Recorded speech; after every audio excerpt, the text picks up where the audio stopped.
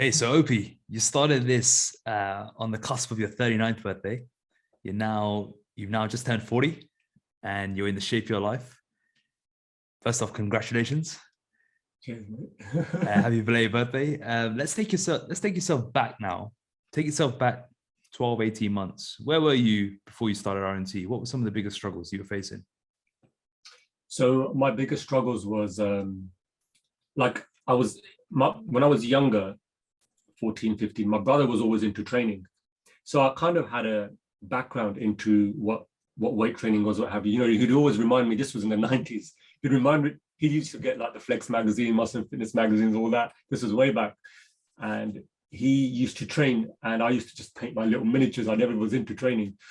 But then I kind of got an idea of training through him, like training to failure, this and that. I knew all the positive and negative lifts and static holding and all that. I knew all the terminologies, but I just didn't have a plan. Whenever I'd go into the gyms, I would never have a plan what to do.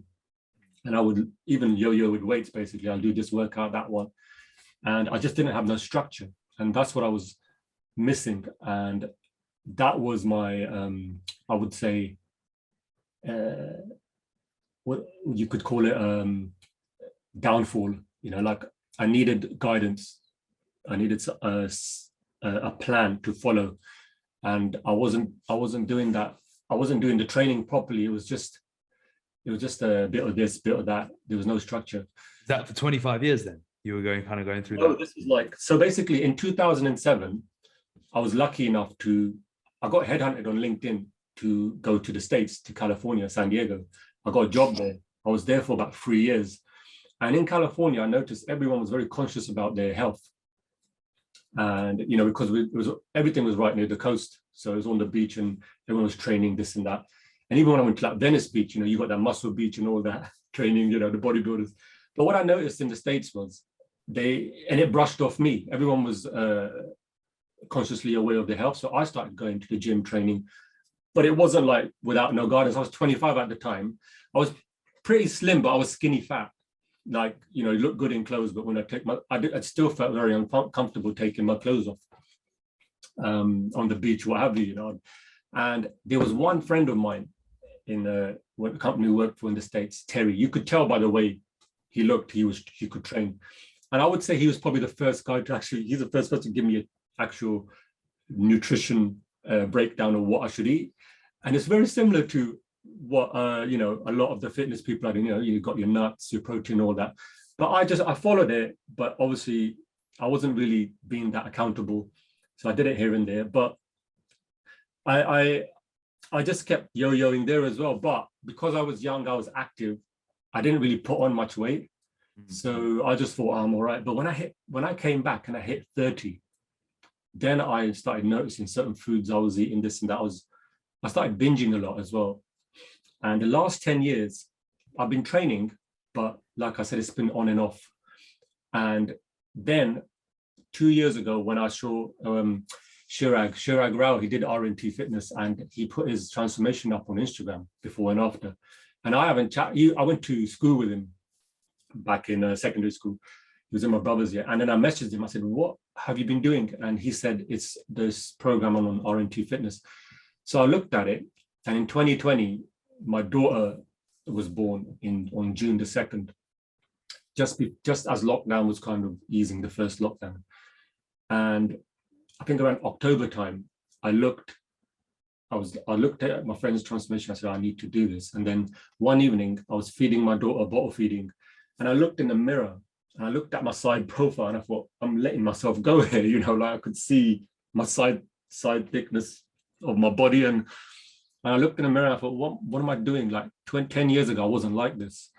And I said, I need to make a change. And I just went all in. I just committed fully 100%. I knew the thing with the journey is I knew I was ready for it in the mind way before starting it. And another thing that helped me was reading your book. That really prepared me for what to expect. Like, you know, when you talk about the start, the honeymoon period, and then, you know, you might get a bit bored, you'll have a dip, and then you might want to, you know, go astray and stuff like that, which used to happen to me. Because I did these 12-week programs on Instagram, and they give you the plan and then they don't care about you. They don't get your feedback or nothing. They don't want to know. They're just selling all these plans. But here, the biggest thing with RNT, or I would say with any fitness program, is like if you're held accountable. And that's the biggest thing for me. Every week I was held accountable. It's like, it wasn't like I had to do it for myself. I didn't want to disappoint my coach either, so it was both. So that was a massive game changer for me, accountability.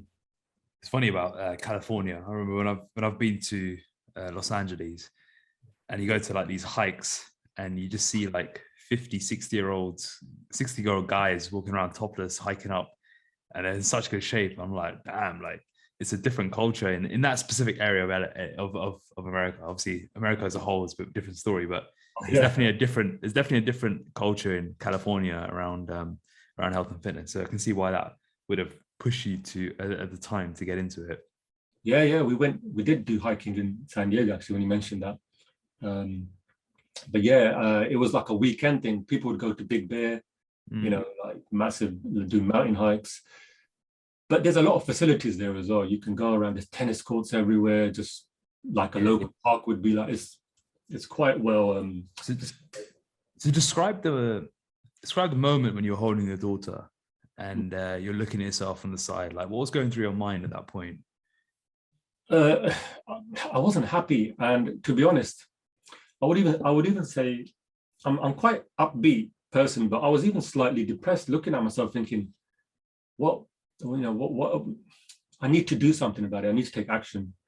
I don't know what it was. It was just, I think my daughter, I said, I need to be an example to my daughter, because kids learn through, I'm reading a book by Dr. Gabor Mate about how not to lose your kids. It's a really good book, and why parents matter more than peers.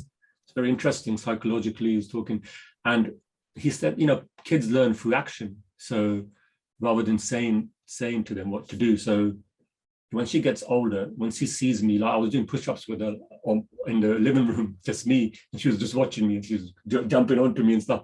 So I was thinking, if I can, as she gets older, if I can show the exercises and do them like in the back garden, what have you, these things, like, for example, with the RNT, the group, that kind of community thing brushes off. So if she sees me do it, that would probably brush off on her, like seeing her parents doing. And my wife's the good thing with the journey is my wife's pretty healthy. She's always been healthy. She just hasn't really measured her foods and stuff like that, but she's always had like a healthy habit, eating healthy stuff. So that helped with the process as well, having a partner who wasn't eating, chocolate snacks in front of you. But with me, before the journey, I was very extreme. Like my wife couldn't believe, like I would come in with a rich tea biscuits, literally like a whole packet, 50% extra, and with my tea, and I would go through the whole packet. I could easily do that. I could binge so easily. Even my brother came and said, that's really bad. I know, but I like it, but, and then that relationship I had with snacking, and the only way I was kind of staying how I was is because I was going to the gym and doing a little bit of cardio and weights. All right, I maintained a little, but I was way out. I mean, my waist was 40 inches when I started. Photo shoot was 30. So I lost like 10 inches. That was like, it's an amazing transformation. Like when you're doing these, when you're going through these binge episodes, what was some of your triggers that you had? Like when was it in the moments of your day? What caused you to kind of reach for the biscuit box, etc.? Have you reflected on that since going on this journey, being a bit more aware? Or it would always be I would notice in the evenings, when you're watching TV, what have you. But what I've noticed is when I've been busy in the evenings, like, working on personal stuff, keeping busy, then I do it less. So I try and stay busy. It was a habit, I think. It's just a bad habit from childhood. I just always ate biscuits, and when you've been conditioned for that long, I guess it's going to take a bit of time to uncondition that, because you think that that's your norm. Like, when have we really been taught to weigh our food when we're young? Even like when we talk about meditation, how many of us has been taught it when we were kids, meditating? So we think it's normal not to weigh food. We think it's normal not to do other stuff, but is that what society has created? to say that's normal. Like when I did the transformation, one of my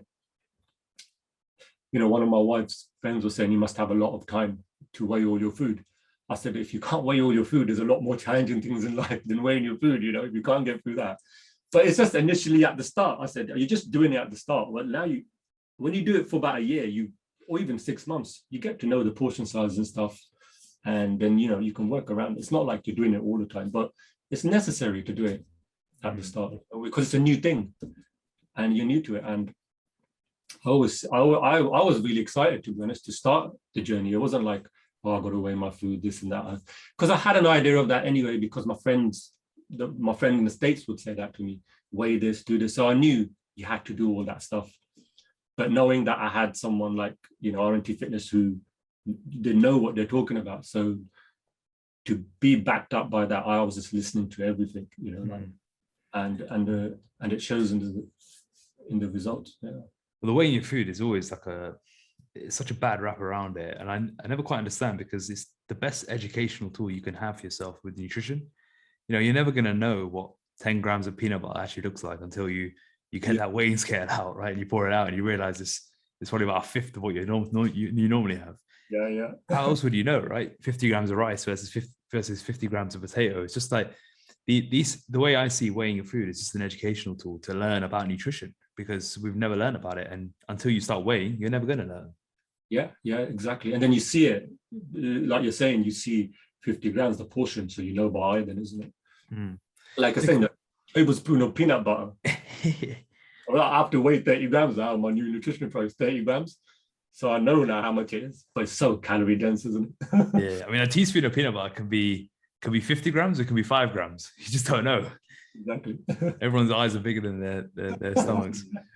You said you dove into all the educational materials and you really started soaking it up. Talk about that journey, because that's a strong correlator, in my opinion, on success on this journey, is being willing to learn and actually being open-minded to sort of just dive in head first. Talk about that mindset you had going into it. Like, because some people go into this journey with fear. Other people go into it with like, there might be some doubts, there might be some fears. I might have not achieved what I wanted in the past, but I'm going all in. And that's it. Talk about that mindset of getting started, because we're in January right now. A lot of people start their fitness journey now. We've had a lot of people starting RNT now. Talk to these people right now. Yeah. How you approached it. So with me, because my mind was in the right place, because I really wanted to do it, it made the process easier for me, because I come from a background. My work as an animator. I'm an artist. So I would say 15 years ago, I started animation, and with art, any art discipline, or even music, sports, it requires a lot of discipline to get better at it. So the discipline side was always there. But it was and obviously for animation, I needed a mentor. So I went to school for that, film and animation school, and learned from them. So I think, when I look back at that, I thought, okay, I had a mentor for animation. I listened to them, and it got me into the industry in video games, whatever you film. Now I need it for fitness as well. I was trying to do it by myself. So you got to kind of let the ego go as well. You can't keep saying, oh, I have to do this. Yeah, there's a lot of information out there on YouTube and stuff, but really just focus on one program and just really dive in and listen to all the knowledge and what people are saying and try and learn from it. And if there's any questions, ask those questions in emails. Like I would ask questions if I didn't understand, why am I doing this? Why am I doing that? And I'd get perfect responses. So I know why I'm doing it on the process as well, whether it's fat loss or muscle building, whatever you. So, I would just say, go in with an open mind and try and soak in everything, and be curious as well. Ask questions as well why you're doing it. If you feel like, like for example, I was on 100, like all these myths about high carbs. Oh, you're gonna add fat, this and that. I was on about 180 grams of carbs every day for 7 months, and I was losing about a kilo a week. So I realized that it doesn't matter as long as you're hitting your proteins. Some people are suited to maybe a high fat diet. Some people are suited to maybe a high carb diet. But as long as you're hitting your proteins and in a calorie deficit, the weight will come off. So I did, all these myths were busted, like, keto diet and all these other fads out there. It really is about choosing foods you like, because then you're going to be consistent with the process and you'll lose the weight. So go with an open mind, and just think of it as, you're being coached by experts who know exactly what they're doing, and don't try and fight that. Listen to it and trust everything that's happening, because it worked for me. That's what I did. I just went in open. Opi, you're a busy guy. You've got a young family, a daughter under 2 years old. So your schedule is probably a little bit unpredictable at times. You don't know if you're gonna have a good night's sleep or not. But so how did you get around building your structure, strategy, and system in your day at the beginning? Because you're starting something completely new. It's an overhaul in everything you're doing. And at the time, I'm assuming your daughter was, 6 months, 7 months? So it was really, really young. So talk about that challenge of like building these non-negotiables into your days and weeks, whilst also juggling your job and a 8-month-old newborn. Yeah. When I look back at that process last year with the lockdown, I have to say it was actually better in lockdown for me, the process, because during the week, my wife would look after the baby. Friday, Saturday, I would do the night shift, as we used to call it, look after the baby, while my wife would have some rest. There's a meadows right behind us. So we're very lucky. We've got this nice little meadows for a walk. So, and to be honest, like I remember watching a podcast with, I think Ed was on it as well. And he was talking about going cold turkey. And that's what I did back then. I just went straight. The thing with me is I can go to, like when I was binging, that's one side of the extreme. And I guess every personality is different. And I can go to the other side of the extreme and see what it's like, what I've done. And now obviously we're finding that middle ground. So with me, going back to the mind, because everything began with a thought, I thought, okay, I'm going to do this transformation. I'm going to listen to the coaches, whatever they say, because I've tried it my way, it's not working. My body composition is not changing. I'm doing everything I can. So I was just ready in the mind. That was the biggest thing I would say, because that's the first thing that you do, is your mind first before you do the transformation. So I just had an open mind, and I said, I'm going to listen to all the knowledge, just all the nutrition plan, and just follow it through, because I've seen the results. I've seen my friends' results. Obviously, there's a formula that works. So, these guys know what they're doing. And I invested in myself. And that's another thing. When you invest in yourself, you take it a bit more seriously as well. Yeah. So, you pay attention. Sorry. Go on. All those non-negotiables you're saying, it's because I read your book. I knew what to expect. Yeah. So they were all set before January, because I read your book in December. Yeah. I was prepared before. I always like to be a bit prepared before, So I knew this is going to happen. You might feel like this, like we're saying, the honeymoon period, then the process phase, when you hit your checkpoint, investment, consolidation, investment. So I said, all right, I got to go through all these phases. That's good. I'll go look forward to this phase. I was trying to be more excited about it rather than, because before I used to do these programs and I wouldn't see any weight change for a month or two. But this time I thought, give yourself 6 months. And after 3 months, when I was measuring my waist and it was going down, I remember opening up my cupboard and all these shirts that didn't fit me. And my wife was like, give them to charity. I said, no, I want to fit in these one day. So I left them there. And now they're too big for me. But as soon as I put that one t-shirt, after 3 months, there's a one t-shirt I always wanted to put on. Yeah. Put a shirt. And the way it slipped on me and just hung off, I was so excited. And that's what once you see that change, be patient. And after like you're saying, everybody's body composition is different. So their fat loss might be a bit later or sooner. Just wait for that moment. Once it starts coming off, it comes off, it just starts the fat loss phase. And then you can change your whole wardrobe, And yeah, man, it was a good feeling. It was a really good feeling, especially the waist. I could never get that down. And it just inspired me to keep sticking to the process. I go, all right, this is working now. And it really encourages you when you start seeing those changes. It's funny when you said, instead of thinking I want to see results, start seeing results in 2 weeks, I'm going to give myself 6 months to see results. It's funny, like when you do that mindset shift, you probably see results quicker just because you're not obsessing with like, I need to get a 6-pack next week. It's like, no, I'm going to give myself 6 months. It's like you probably actually go at a better rate because you're just entirely focused on the process as opposed to obsessing about why you haven't got what you got, what you think you should be getting. Yeah, definitely.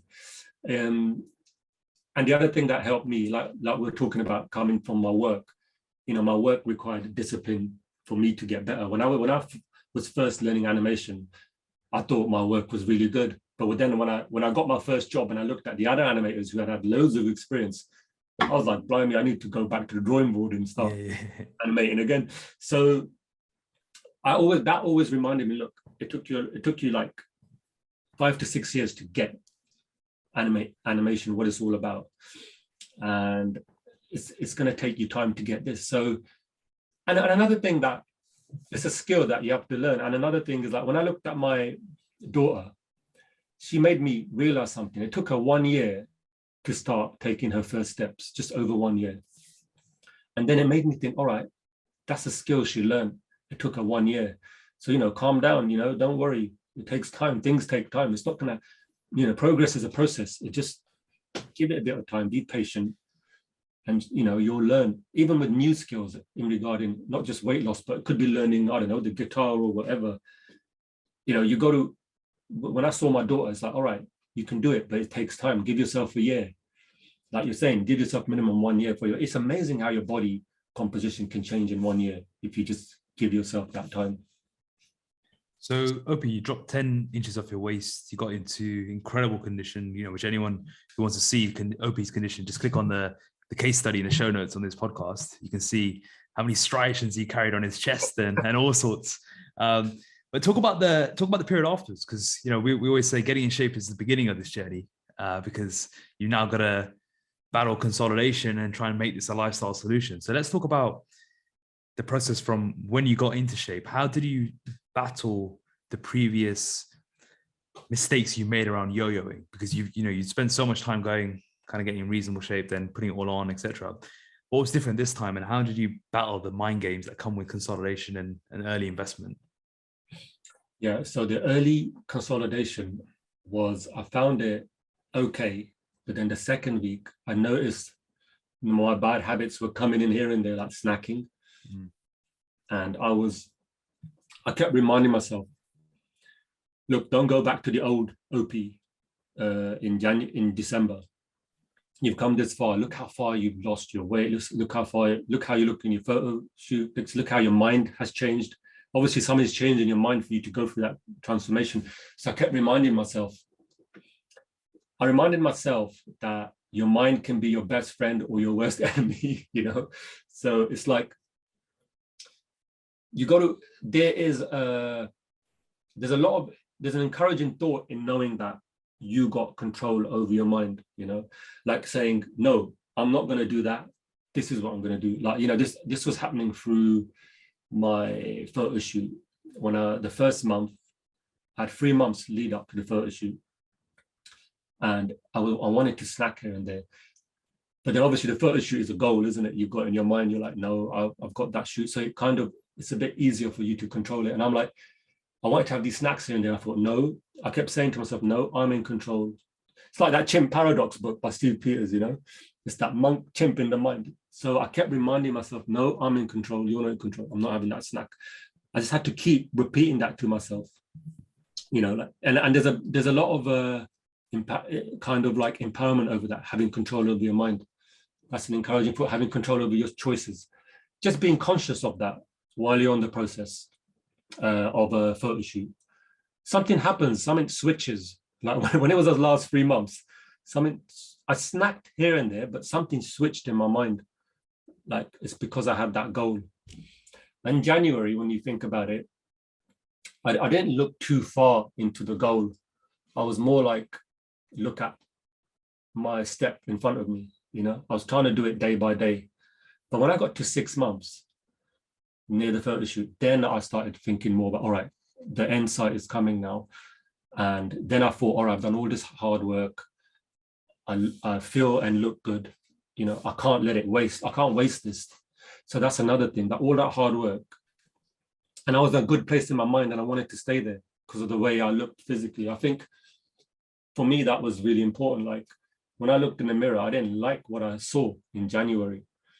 And I think in order to have a good mind, you got to kind of look a bit decent or good as well. Like, you know, like that you're happy with yourself. I know it works both ways, but I think when you look at something and you feel good and you look at it, I used to look at myself all the time in the mirror. I was never happy. Now I hardly look as much because I feel, you know, I just put my hands on my waist and I can feel like, all right, my fingers aren't sinking in, you know, but I feel good just touching my waist like this sometimes, you know, it's like, oh, thank God, you know, I haven't got that extra. Because you know, they say that the good fat is the one you can pinch and just kind of go squeeze like that. I got that now, but before it was like that hard fat. Yeah, you know, it feels like you got rice in there, like you're trying to grind rice together that can't move. Yeah, I rub the top of my thigh, and it's like, like, you know? Yeah. That's all right, man. I'm still in good condition. I know that. I know what you mean. Yeah, when you look good, you feel good. When you feel good, you perform good. You know, I talk about it goes both ways. The body is a representation of the mind. Like your body, where you were, is probably a representation of the fact you weren't happy. At the same time, the physical is the vehicle. You know, you get your physical foundation right, it allows you to move up the levels with your mental, your emotional, your social, your spiritual health. It goes both ways. The body's a scorecard, right? When you master your body, you can then move up the levels and start working on your mind and your emotional control. Because what you've said is so key. And I think you kind of touched on a form of mindfulness there, where it's like you're watching your thoughts and you're watching what your mind is trying to tell you. That annoying monkey that's running around in the mind saying, yeah, go eat that. And this is the constant battle between the two, right? You're saying, no, I'm on this. And then you got this thing running around in your head saying, no, go for that digestive biscuit, go for that cookies. And it's just, you got to quieten that down, that voice in your head, right? Constant battle, isn't it? It's just, I think this whole life is just a game of the mind, isn't it? It's just a constant battle. And everything comes into it, discipline. You know, what I learned from this is you have to have clarity, conviction, and discipline. You know, you got to be clear what you want to do, really go for it with conviction and that discipline as well. And motivation is good, but it doesn't last long. You know, it's good to start off, but discipline over motivation, I think. Like, you know, I'm sure, you know, you've read James Clear's book, Atomic Habits and Tiny Habits by BJ Fogg. You know, they talk about the 2-minute rule as well, isn't it? Like within, you know, when I was leading up to the photo shoot, I was doing a lot of running for extra cardio. And I would do that. I would put my trainers on within 2 minutes, knowing I need to run. And this is like my little studio in the back where I work from home now. And I come out quickly, I put my trainers on, go out through the back, just run straight away, you know, around the town, around the meadows. And it's that 2-minute rule, whether you want to do it or not, you know. So I put my trainers on within 2 minutes, put my gym clothes on within 2 minutes. And those habits are so ingrained in me now because of the non-negotiables. Like I feel like something's missing if I don't go for a walk in the morning. I can always go for a walk in the meadows now. And it's the first thing I do before I start work. And it's almost like something's missing. It's almost like you're on the computer and you ain't got an internet connection. It's like you're cut off from the world. It's like, it feels like that. Like I need to get the walks in. And when I started, when I started this time last year in February, January, we know how cold it is up here in Manchester, but I was getting up 5 a.m. I was that like excited, just doing my walks in the morning. By March time, I kind of started going at 6, 7-ish, you know, got a bit chilled. But it's like you're saying, it's that excited period. But I still kept going. Yeah. And yeah. It's just about stacking precursors to make it really simple. You don't want to give yourself a mind an excuse to think, actually, no, let's just chill. You got to almost beat it and set these precursors up so you can skip that debating phase that we always end up in. That's right. It happens. It has happened. Every time that's happened and I've gone for a run or gone to the gym, it's always been worth it going. It's those times when you don't want to go for a run, and when you do go, that's when it matters the most. And you're so happy you did it. How have you found shifting gears into investment then? So, you consolidated, you had the battle of the mind, but you managed to get yourself through there. Now you're shifting gears towards investing, and you've chosen the muscle building route. Talk about this approach, and what you're looking forward to with the investment this time, and what's different now muscle building versus maybe endeavors and attempts you've had over the last 20 years. Now I've got guidance. I've got the right guidance, I would say that, and I'm doing the same mindset. I'm just 100% just listening to all the exercise I need to do. And I'm focusing on like progressive overload now. I'm playing around with weights at the moment, see which ones I could do comfortably for 8 reps at least to failure. But I've got an idea now which ones, and then from there on, it's just when I go into the gym now, I know even last year when I was training, I know there's a plan, and I actually look forward to going into the gym because I know what to do. I know exactly what I'm going to do with exercises. Like there's a reason why I'm in the gym now. It's not like before where I'll just go and do a bit of this, do a bit of that. I got a goal, and I need to hit that goal, and that's progressive overload on my main indicator lifts. So that's the focus right now, to get stronger at that, the indicator lifts.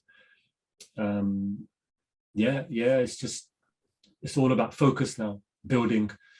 I was getting a bit scared of getting a bit mushy and all that, but I'm all right at the moment. I know this is like it's like a lean bulk, isn't it? Are you trying to like stay a little bit leaner, or are you okay to embrace the fluff? Like what's your strategy going into this investment phase? Because obviously it's a controlled weight gain versus like losing control. So what's your strategy mentally? What are you okay with? That's the biggest question, isn't it? You know what? I'm on like 3,000 calories now. Yeah. I'm fine with the food. I haven't snacked or nothing. So except on Friday when it was my birthday, I had like a meal for my 40th, but that's an exception. But the food it's like almost like when I was on 1,500 calories for the photo shoot. It's almost like, I want more food. Now that I've got 3,000 calories, I'm like, oh God, it's so hard to eat this much food. But, I've spaced it out. Like 150 grams of oats, I split that into 2 with 75 grams each. I can't have that in one go. But, sorry, I don't know what was the question? Sorry, you were saying? It was what's your strategy in terms of muscle building? What are you okay with? Are you okay with like a lean approach, or are you okay to like go quite aggressive? Lean. I wanted to go a bit lean because I want to still be in shape. Yeah. I just feel better like that. I know some people do like the dirty bulk and all that, but I could do that, I guess, but just expect for 2 years to be a bit out of shape, I guess, isn't it? But I think you're right. I mean, I think most people, when I speak to them, they don't want to go through that because you don't feel good. You got to accept that for a while. You're not going to look like you really train. And it's just a bit of I think for the average person, who haven't got like bodybuilding ambitions or anything like that, just going in a slower approach and just accepting it's going to be a longer process accordingly is the way to go, because that way you never feel too far off sort of that lean condition. But at the same time, you've got enough to drive performance and they're necessary to add the muscle that you need. Yeah, that's right. So at the moment, my body composition, I'm happy with.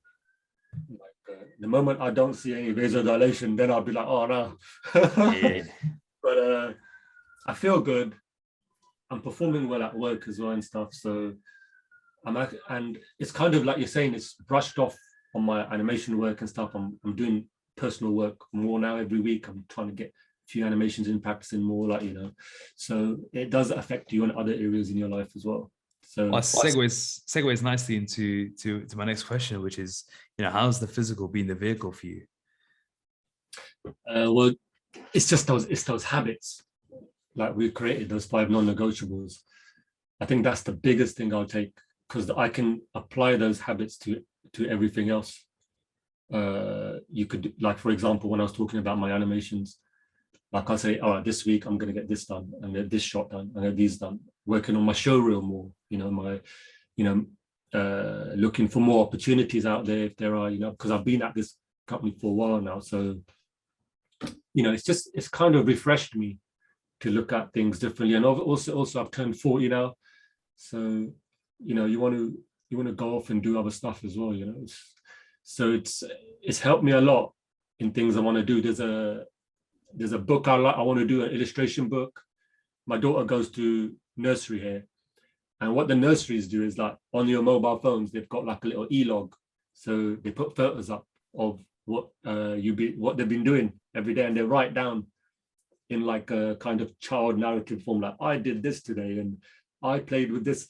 And I said to the ladies, is it all right if I use this wording and do drawings of my daughter and then do a book? I call it Nursery Diaries. I was thinking of calling it Nursery Diaries, because you can self-publish on Amazon now, isn't it? You can do it all.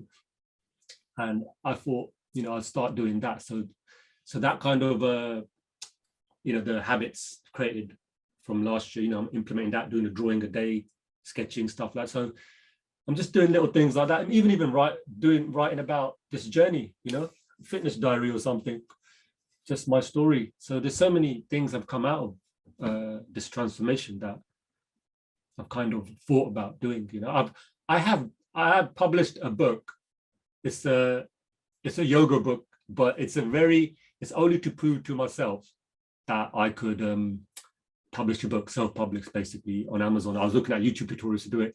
And it's basically just drawings. It's nothing special. It's just drawing poses and what each pose's health benefits. It's a little thin book. It's nothing like, it was just something, it's way down in the rankings in Amazon. You can't even see it anymore now. But it was just something I wanted to prove to myself that I could do. So I've done that kind of stuff before. And this time I'm doing it. There's a reason why I'm doing it now. But it's all that stuff, projects. Well, what surprised you most? What surprised you that you look back in the year and think, wow, I'm surprised, like, didn't expect to experience that. I didn't expect to be doing this. In terms of my fitness journey? Just in general, like, what are you doing? Anything that's surprising you now that it's directly linked to your fitness journey? Anything different?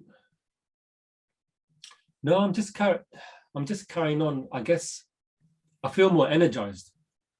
I haven't felt as energized. Like, I would say I'm 40 and I probably have looked and felt the best in my whole life at this age. When I did the transformation, a lot of my family and friends were asking me as well, what did you do with this and that? I told them about, obviously, RNT Fitness, but they said, can you do me a plan? I said, look, I can do it for you, but you're not going to stick to it. I just kept saying, it's not going to work like that. And like my wife's cousins all said, oh, what do you, I go, try this, try that. Oh, I didn't hear from them for like two months now. I said to them, I told you, they're not going to do it. You got to invest and go for it themselves. That's the only way it's going to happen. So I would say that those kind of things, like, people have seen my transformation and it's encouraged them.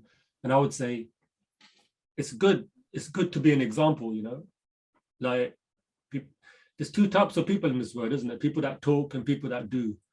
So I always thought that, and sometimes you just got to be the example, and then hopefully that will inspire people. So I've got a lot of people out, because I posted a transformation up on, I put it on LinkedIn, and a lot of my workmates were very much into it. And the HR lady from work wanted me to talk about it in one of the Warner, because I work for Warner Media, so they wanted me to do like a Warner Brothers kind of talk about my transformation and stuff like that.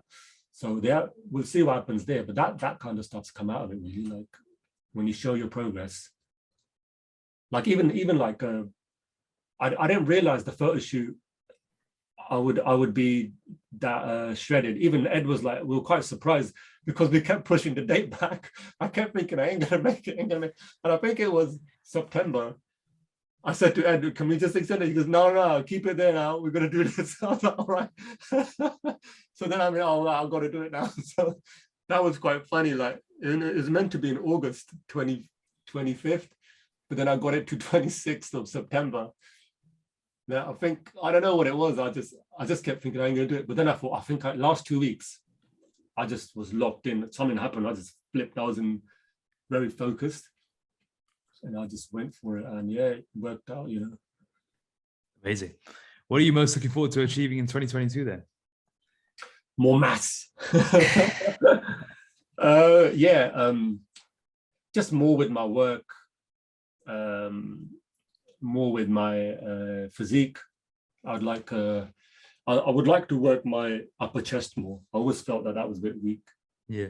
I'll wait for my shoulder to get better though. Just overall, just being a good dad to my daughter, playing with her more. I used to get out of breath, like before, just as I was starting I would say around March, April time, I would like go up the stairs and stuff like that. I was feel out of breath. But now, like when I'm playing with my daughter in the park and everything, I don't get out of breath anymore. I'm like, I can have a bit of fun running around and stuff like that. So just spending more time with family, and my career as well, and my physique. That's the main things. And my work, animation, focusing on these side projects and stuff like that kind of stuff. Always trying to keep busy. You talked about you've written a book on yoga. I mean, an animation book on yoga. Do you practice yoga? Do you practice principles from yoga? Or? I do. I've started on Sundays. I go to my leisure center here, which is my gym. My wife's friend's a yoga teacher, so I do it once a year, or once a week now. Once a year. Yeah. Once a year. Yeah. No, I because my hamstrings, they used to be quite flexible when I was, but they're very tight, and I just need to think about longevity, strengthen of the joints and stuff like that. I try to do that, and meditation I try to do as well, as much as I can, because when I was growing up, my mum has always had that discipline of, she would get up like 5 a.m. and you read her poems and do her meditation, and she's literally done that since she was young, since 6 years old. Now, when they were smaller, they used to get up at 3 a.m. But now, as far as I'm being alive, I've always seen her get up early. I think that discipline, my discipline probably comes from her a bit as well. But she's never missed a day where she's always done like meditation or Simran and stuff like that, So I try to do it. I'm not as consistent. I want to be more consistent. I'm giving myself, even if it's like 5 minutes, to build that habit as well. Amazing. If you're speaking to someone who's at the start of their journey right now, what's the one piece of advice you give them? Go in with an open mind and trust your coach, because they know what they're doing. Find foods that you like, so you can stay consistent with the process, and don't give up. You might find that your waist isn't going down in a couple of months, this and that, but stick with it. With process, it will go down. And then, like you're saying, if you fall off, it's your why, isn't it? So always think about why you started this process. There may be times where you think, oh, what am I doing? Why did I start this? But just, if the change of attitude can make a lot of difference, just be positive in the process. And just remember, the progress is a process as well. It takes time. Nothing comes overnight. Just keep at it. So, Opi, I know you've done quite a lot of animation, and you teach a lot of animation, which is pretty cool. Do you want to talk about what you teach, and if anyone is interested in learning animation, where they can go? Give subtle time for a little plug for you. Well, I was teaching while I was working at the SAE Institute in Liverpool, and I've got like a fundamentals course that I put on Skillshare and on Udemy. But you can, that's for very basic fundamentals. I've got a YouTube channel where I teach as well, it's called the Fitness Animator. So I've changed it and I named it Opimation. So animation, but OP. So I call it Opimation. But I started that seriously. I would say this year in February, I really started like putting a video out every week, because with YouTube algorithms, they want you to put out at least 2-3 videos a week so you can build your audience. But it's happening organically. I've documented my fitness journey on there as well with RNT. Last year I was filming while I was training, so if you want to check that out, you can check that out. I just shared my whole process, honestly, what I did while I was getting transformed. So you can see how I was very lean back then as well. You can see all that progress is in real time. But and then the good thing with lockdown was I could film my workouts. So what I did, I edited all my workouts together. I put it in like one documentary and put some music to it and stuff. So just to like inspire other people. So you can check that out too. But yeah, if you want to learn, I've got some tutorials on YouTube that I'm teaching my students at the moment. So yeah, it's all there. Amazing. Well, in the case study link to the show notes, we'll put the video playlist of there so people can check out and watch some of these cool videos. So yeah, we'll link it in, and then once you're there, you can check out some of the animation stuff if you're interested. Okay, nice. Sounds good. Amazing, Opi. Well, thanks so much for sharing your story. It's been really good seeing you transform over the last 12 to 14 months, and I'm pumped to see where you are in a year's time from now, and all the continued changes you're making. Sounds good. Yeah, look forward to it. Look forward to working with RNT another year. Amazing.